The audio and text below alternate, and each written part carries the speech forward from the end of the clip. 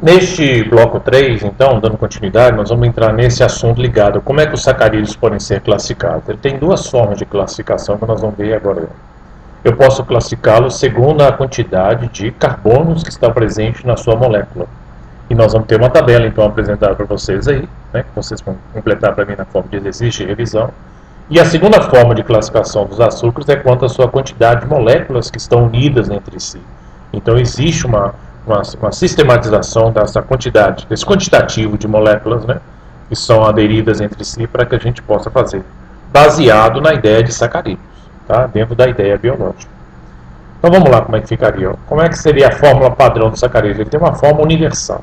A partir dessa fórmula você consegue determinar qualquer tipo de açúcar, que é CnH2n ou N, sendo que o valor de N é sempre maior ou igual a 3.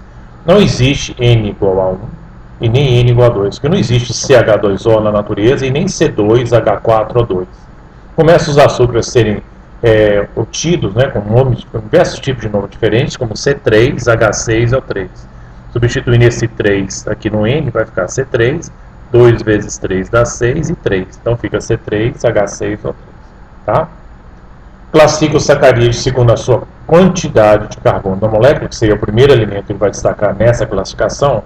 Nós vamos ver então que todos eles terminam com a denominação de ose.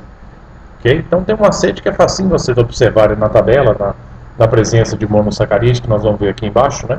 Baseado na fórmula, transferindo ela para cá, né? Como é que é? Então nós vamos mexer com essa tabela e vamos dar valor a N.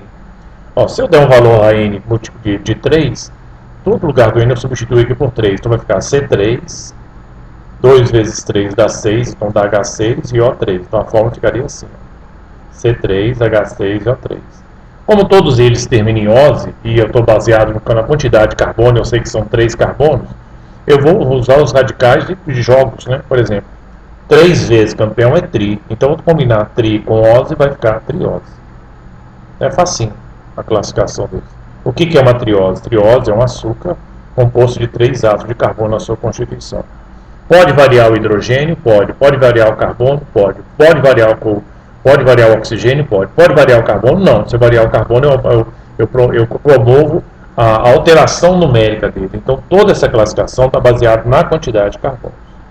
Então, vamos começar com N, então, igual a 4. Com N igual a 4, eu substituo todos eles aqui por 4. Então, vai ficar C4, 4 vezes 2 dá H8, que é o dobro, né? E O4. Então, a fórmula fica assim, ó, C4, H8, O4. Tudo termina em ose, né? Como diz a regra. Como é 4 vezes campeão, campeão é tetra. Não é tetraose, o nome é tetrose. Tá? Então, significa que é um açúcar composto de 4 átomos de carbono na sua constituição. 5, né? Com N igual a 5 vai ficar C5, 2 vezes 5, 10 e O5. Então vai ficar C5, H10, O5. É a constituição dessa fórmula. E 5 vezes campeão é penta. Penta mais ose, então o nome vai chamar pentose. Então a classificação é bem interessante e fácil.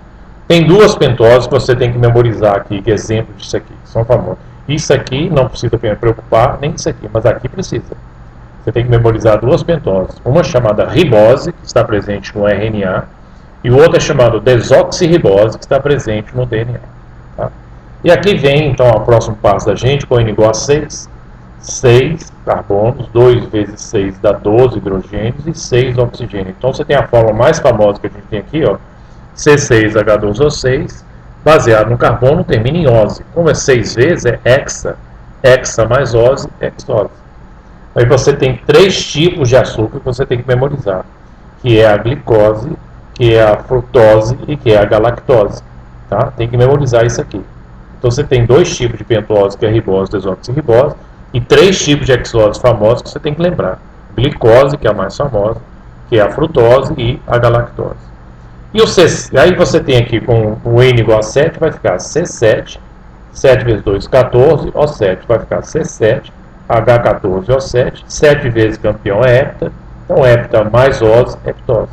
Isso aqui não precisa, nem sei como é que forma esse açúcar aqui. Isso aqui é muito menos.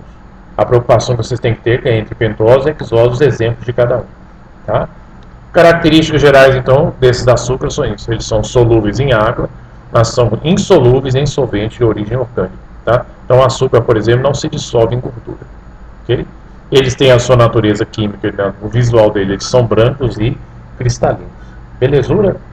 A maioria deles tem um sabor adocicado. Tá? Então esse seria o grau de dominância que você tem nesse açúcar na sua classificação quanto à quantidade de carbonos na molécula. Ok? Valeu? Então daqui a pouquinho eu volto para a gente continuar a nossa classificação segundo a quantidade deles na presente na molécula. Na quantidade de moléculas unidas para formar uma nova classificação.